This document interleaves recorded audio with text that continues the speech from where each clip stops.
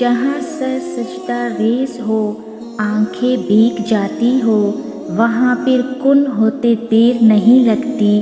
یقین رکھو وہ حضرت یونس علیہ السلام کو مچھلی کے پیٹ میں زندہ رکھ سکتا ہے تو تمہیں کیوں نہیں؟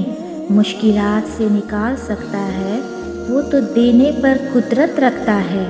کن کے معجزے اب بھی ہوتے ہیں۔ اگر آپ کا یقین اس رب پر کامل ہے تو یاد رکھیے میرا اللہ اپنے بندوں کو کبھی مایوس نہیں ہونے دے گا۔ جب نہ مانگ کر ہمیں اتنا کچھ مل رہا ہے تو سوچیں جب مانگیں گے تو وہ ہماری ہر مانگ جو جائز ہو، تمام خواہشات کو پورا کرنے پر وہ قادر ہے۔ وہ ہمیں سن بھی رہا ہے اور دلوں کے حال سے بھی واقف ہے۔ جو قرآن نہیں پڑھتے وہ بے مزہ اور بے خبر زندگی گزارتے ہیں۔ انہیں پتہ ہی نہیں کہ صبر کیا ہے، توکل کیا ہے، تقویٰ کیا ہے، اللہ کی رضا کیا ہے۔ وہ کتنے غافل ہیں جنہیں اپنے قیمتی باتوں، اتنے خوبصورت تعلقات کا احساس تک نہیں ہے۔ وہ کتنی بے رونق زندگی گزارتے ہیں، اپنی ہی الجھنوں میں وہ اللہ کو اپنے قریب محسوس ہی نہیں کر پاتے۔ قرآن کو اپنا منشور بنا لے۔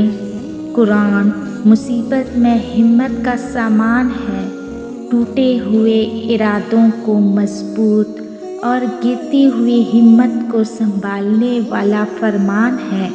قرآن اکھڑتے ہوئے قدموں کو مضبوطی فراہم کرنے کا ربانی نظام ہے۔ اللہ تو سب کا ہے، لیکن جب اس کے آگے سجدہ ریز ہوتے ہیں نا تو ایسا لگتا ہے کہ جیسے اللہ صرف میرا ہے، صرف مجھے وہ دیکھ رہا ہے، صرف مجھے وہ سن رہا ہے، صرف میں اور میرا اللہ ہے۔ اور ایسا تب ہوتا ہے جب صرف سجدہ نہیں بلکہ سجدہ محبت ادا کیا جائے۔ دنیا ساتھ چھوڑ دیتی ہے، دنیا بے سہارا کر دیتی ہے، دنیا غم نہیں بانٹ سکتی، دنیا دیر تک ساتھ نہیں چل سکتی۔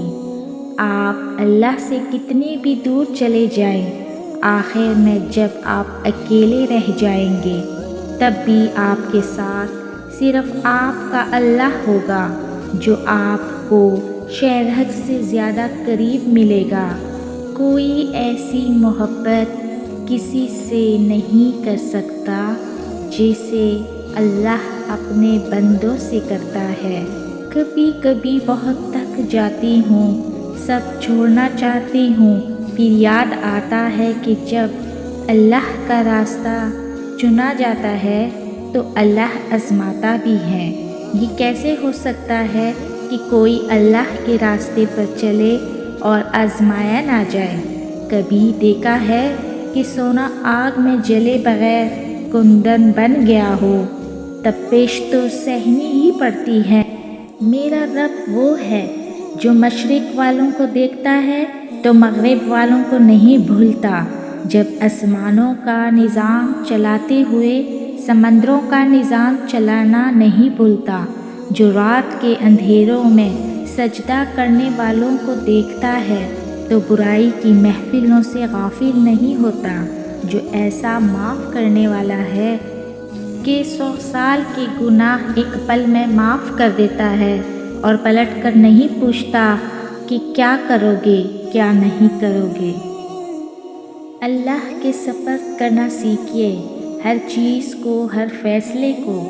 جب آپ جائے نماز پر بیٹھتے ہیں نا تو باہری دل کو خالی کر کے اٹھا کریں، ہر چیز اللہ کو سونپ کر اٹھا کریں، کیونکہ جو ہوا اس کی رضا سے ہوا، جو ہو رہا ہے اس کی رضا سے ہو رہا ہے، تو پھر آپ مستقبل کی فکر کیوں کرتے ہیں؟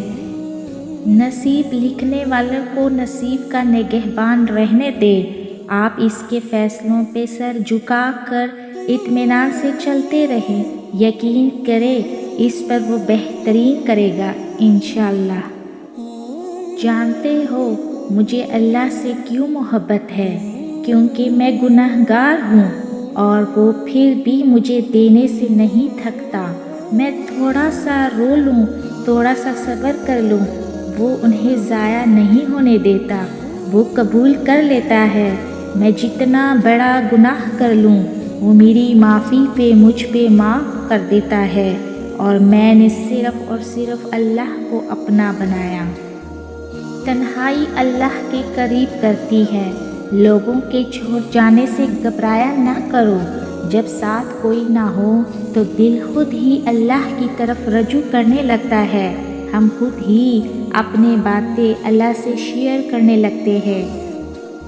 وہ آنسو جو سارا دن روک کر رکھتے ہوتے ہیں، وہ رات کو اللہ کو اپنی کہانی سناتے ہوئے خود بسنے لگتے ہیں۔ اس لیے خود کو تنہا محسوس مت کیا کرے، اللہ ہے نا، وہیں تمہارا تنہائی کا سکون ہے۔